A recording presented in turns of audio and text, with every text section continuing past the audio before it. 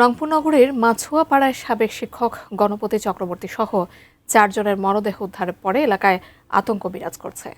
নিরাপত্তা নিয়ে শঙ্কিত এলাকাবাসী।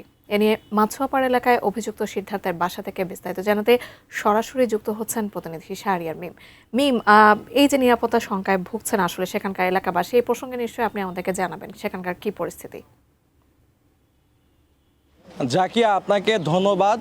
গণপতি চক্রবর্তী রংপুরে যে বৃহস্পতিবার মধ্যরাতে তার একই পরিবারের যে 4 জনকে যে হত্যা করা হয়েছে, সেই হত্যার ঘটনায় অভিযুক্ত যে সিদ্ধার্থ দাসের বাড়ির সামনে আমি এই মুহূর্তে রয়েছি। একটু ক্যামেরাতে দেখাই, এটি হচ্ছে যে গণপতি চক্রবর্তীর বাসা। এই বাসার ছাদে আসলে গণপতি চক্রবর্তীর লাশ পাওয়া গিয়েছিল এবং তারপরেই কিন্তু বাকি 3 জনের লাশ পাওয়া গিয়েছে। তো এই ঘটনায় সিদ্ধার্থ দাস এবং মুগ্ধকে কিন্তু গ্রেপ্তার করা হয়েছে। আমরা সিদ্ধার্থের বাবার সাথে আমরা কথা বলতে চাই যে বৃহস্পতিবার রাতে সিদ্ধার্থ কোথায় ছিল? বৃহস্পতিবার সিদ্ধার্থ ওর বন্ধুর সঙ্গে ছিল সীমান্ত পাশে। আচ্ছা, এই যে আপনার ইয়াবা সেবন করতে যে আপনার ছেলে আসলে এই 4টা হত্যাকাণ্ড ঘটিয়েছে, পুলিশ এমন বলছে, এই ব্যাপারটা আপনার কাছে কি মনে হয়? আপনার ছেলে মাদকাসক্ত? আমরা তো কখনো অনুভব করতে পারিনি যে আমার বাচ্চারা মাদকাসক্ত। যখন মানুষ বলাবলি করতেছে তখন আমরা জানলাম, আমরা নিজেরা থেকে কখনো জানি না। কারণ সীমান্ত আর আমার ছেলে এরা দুজনে খুবই বন্ধু, ভালো। সীমান্তর তো বাবা মা বললো রাতে ওখানে ছিল না। সেই রাতে তো ওখানেই ছিল।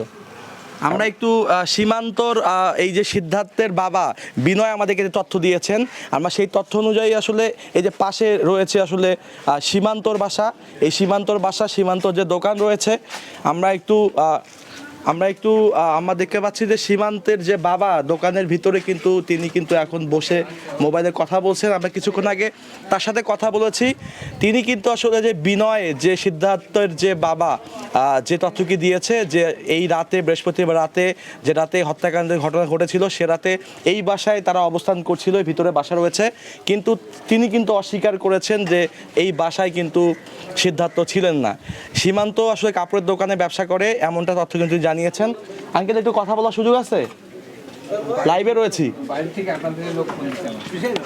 আসলে তিনি আসলে মুঠোফোনে কথা বলছেন। তো আপনাদেরকে একটু বিষয় জানিয়ে রাখতে চাই, মূলত বৃহস্পতিবার মধ্যরাতে রংপুর জেলা স্কুলের অবসরপ্রাপ্ত স্কুল শিক্ষক গণপতি চক্রবর্তী, তাকে সহ তার পরিবারের 3 জনকে, সব মিলে 4 জনকে ইয়াবা সেবন দেখে ফেলার পরে হত্যা করা হয়। তো এই ঘটনায় 2 জনকে গ্রেপ্তার করা হয়েছে। তারা 164 ধারায় জবানবন্দি দিয়েছে। সব কিছু মিলে এখন পর্যন্ত এই ছিল আমার কাছে সর্বশেষ।